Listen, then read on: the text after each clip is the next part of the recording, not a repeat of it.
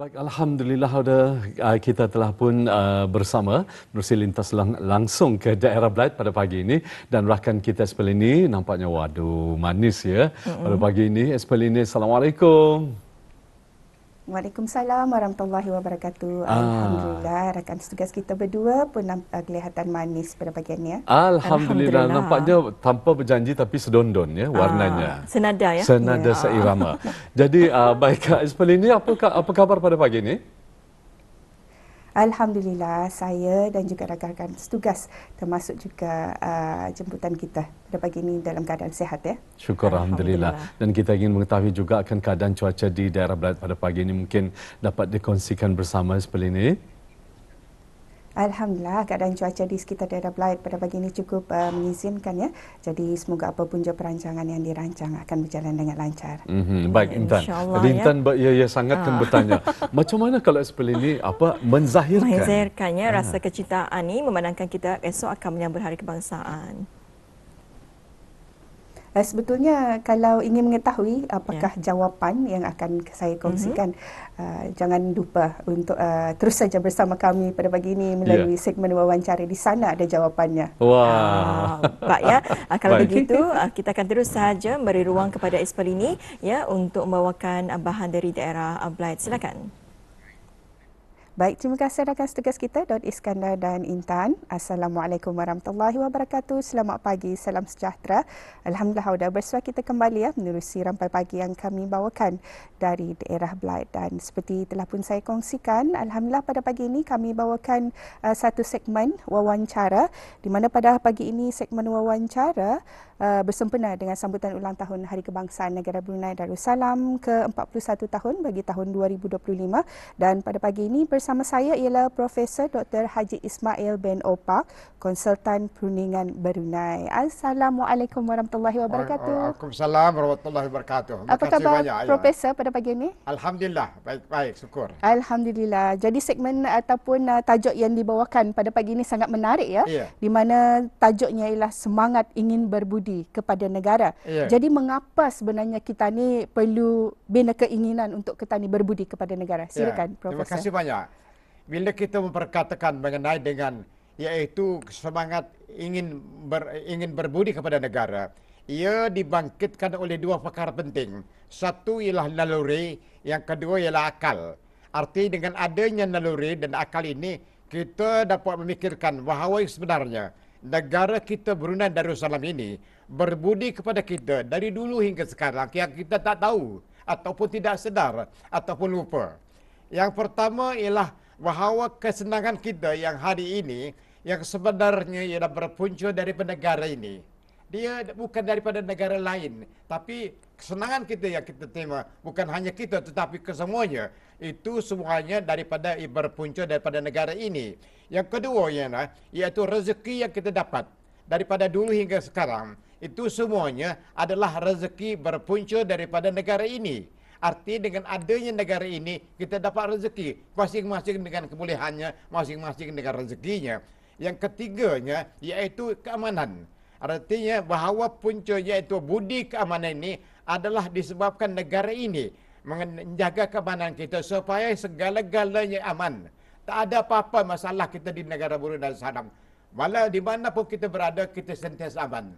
Yang keempatnya ialah itu mengenai dengan keselamatan.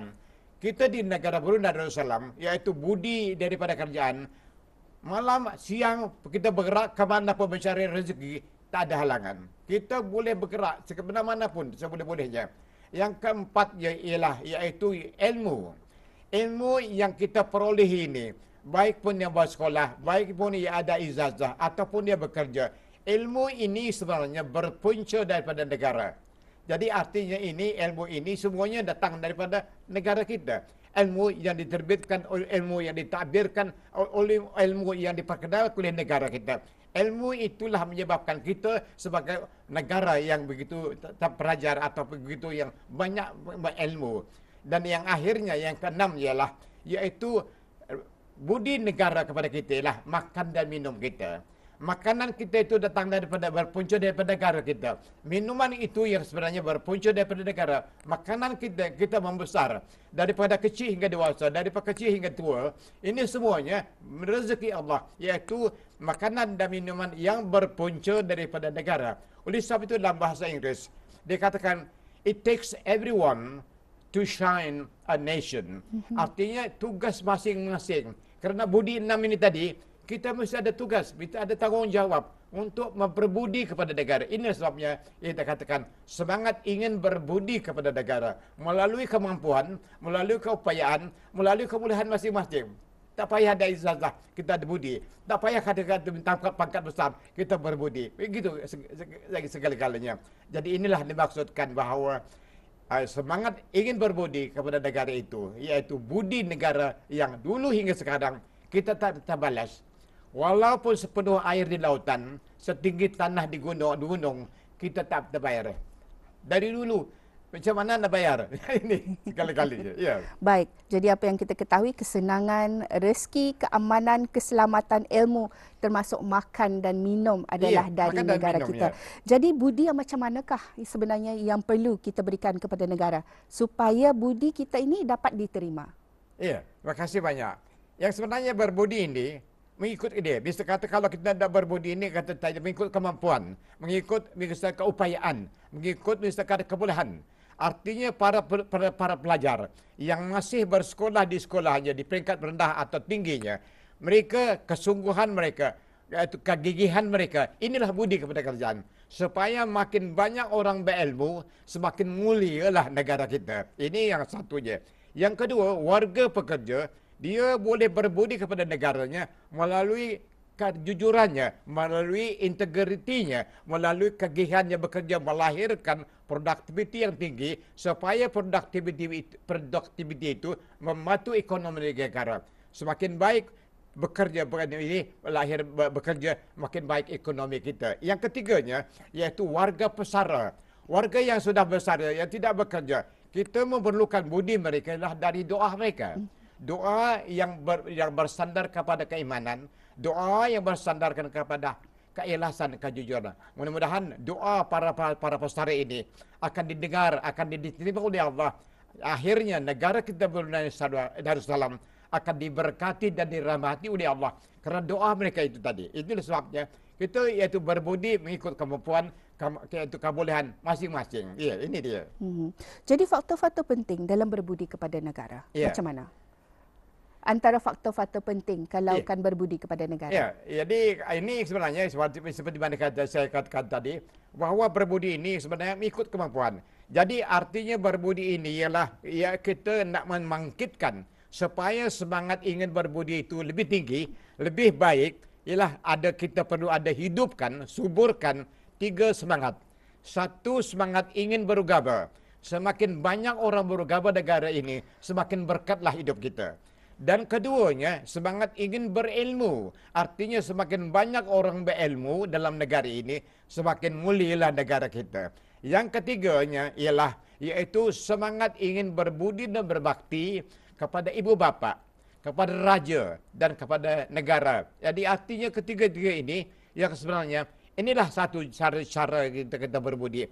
Namun sedemikian, bahawa budi perlu dilapaskan dengan kata-kata, disimpulkan dengan hati, dicergaskan dengan semangat, dan keempatnya ialah diusahakan dengan perbuatan.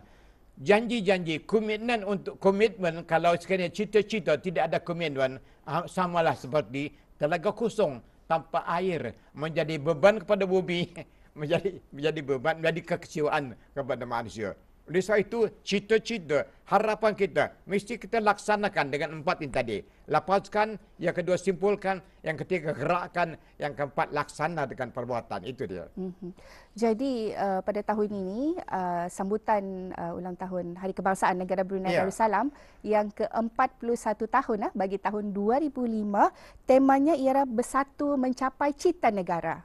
Jadi sebagai rakyat, macam mana cara Tani untuk mencapaikan cita-cita negara tersebut? Ya, terima kasih banyak. Yang sebenarnya bagi cara. Yang satu dari melalui semangat.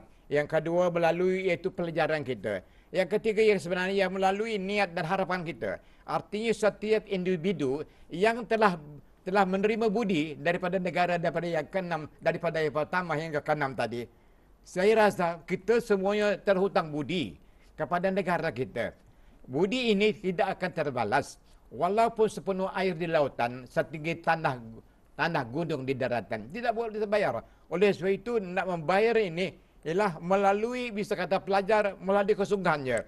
Pekerja melalui kejujuran dan integritinya.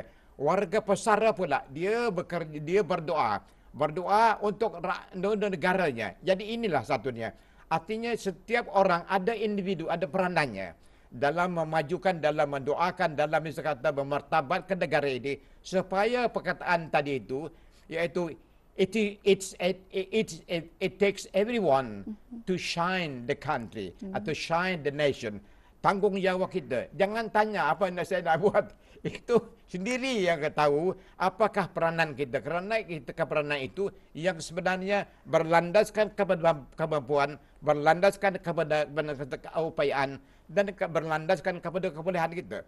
Jadi setiap orang walaupun dia tukang sapu tapi dia ada budi kerana kerjanya.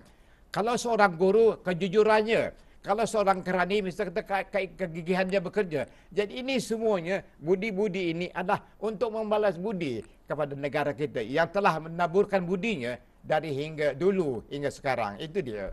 Ya, alhamdulillah Auda. Itu dia tadi sedikit sebanyak dapat kita kongsikan mengenai semangat ingin berbudi kepada negara. Jadi semoga dengan adanya penerangan daripada Profesor Dr. Haji Ismail bin Oppa pada kali ini sedikit sebanyak dapatlah memberikan kita lebih bersemangat lagi dan berusaha gigih untuk membalas ataupun berbudi kepada negara kita. Jadi semoga tajuk yang kami bawakan, terima kasih sekali lagi kami ucapkan kepada Profesor Dr. Haji Ismail bin Oppa, konsultan Brunei yang sudi meluangkan masa bersama kami pada hari ini.